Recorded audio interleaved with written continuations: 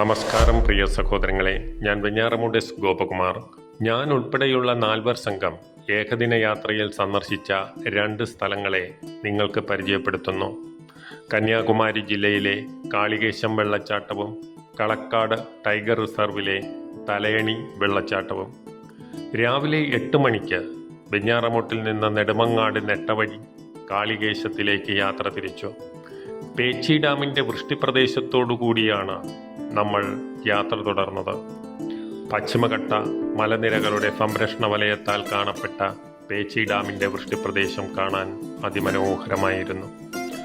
വികസനത്തിൻ്റെ തലോടലേൽക്കാത്ത ഒരു തമിഴ് ഗ്രാമത്തിൽ കൂടി രാവിലെ 10:45 കാളികേശം ചെക്ക് പോസ്റ്റിൽ എത്തിച്ചേർന്നു. ചെക്ക് പോസ്റ്റിൽ എത്തിച്ചേരുന്നതിന് തൊട്ടു മുമ്പായി ടൂറിസ്റ്റുകളുടെ ശ്രദ്ധയിൽപ്പെടാത്ത അതിസുന്ദരമായൊരു ദൃശ്യം നമുക്ക് കാണാൻ കഴിഞ്ഞു.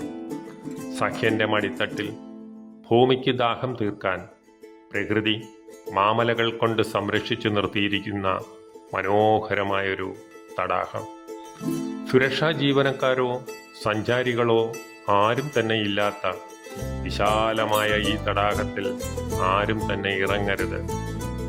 ചെക്ക് പോസ്റ്റിൽ നിന്നും പ്രവേശന പാസുമെടുത്ത് 3 കിലോമീറ്റർ താണ്ടി കാളികേശത്ത് എത്തിച്ചേർന്നു. സമീപത്ത് 500 വർഷത്തോളം പഴക്കമുള്ള കാളിയമ്മ ക്ഷേത്രവും തൊട്ടടുത്തായി വായുവിനെ ശുദ്ധീകരിച്ച് തലയെടുപ്പോടെ നിൽക്കുന്ന ഒരാൽമരവും ഉണ്ടായിരുന്നു. ഈ ക്ഷേത്രത്തിൻ്റെ മൂലസ്ഥാനം 500 മീറ്റർ മാറി മലമുകളിൽ സ്ഥിതി ചെയ്യുന്നു. അവിടേക്ക് പ്രവേശനം ഇല്ല.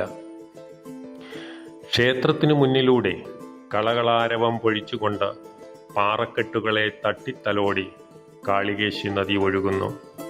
അല്പം മുന്നോട്ട് പോയാൽ കാളികേശി വെള്ളച്ചാട്ടം കാണാം. അപകടം പതിയിരിക്കുന്നതിനാൽ സഞ്ചാരികളെ ഈ ഭാഗത്ത് ജലത്തിലിറങ്ങാൻ അനുവദിക്കില്ല.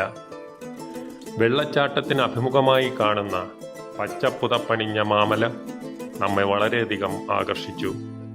ഇവിടെ നിന്നും 7 കിലോമീറ്റർ ദൂരത്തിൽ മാമലകളും കാട്ടരുവികളും വെള്ളച്ചാട്ടവും നിറഞ്ഞ കാട്ടുപാതയിലൂടെ ട്രക്കിംഗ് സൗകര്യമുണ്ട്. അതിന് ഓൺലൈനായി ബുക്ക് ചെയ്യണം. അവിടെ നിന്നും കൂറ്റൻ മലകളും പാറക്കെട്ടുകളും കാറ്റാടിപ്പാടങ്ങളും കണ്ട് മുപ്പന്തൽ ഇശക്കിയമ്മൻ കോവിലിന് മുന്നിലൂടെ യാത്ര ചെയ്ത് അല്പം വിദൂരതയിലുള്ള കളക്കാട് ടൈഗർ റിസർവിലെ ഗാർഡ് സ്റ്റേഷനിൽ എത്തിച്ചേർന്നു. അവിടെ നിന്നും പ്രവേശന പാസുമെടുത്ത് തലയണി വെള്ളച്ചാട്ടത്തിനടുത്തായി എത്തിച്ചേർന്നു.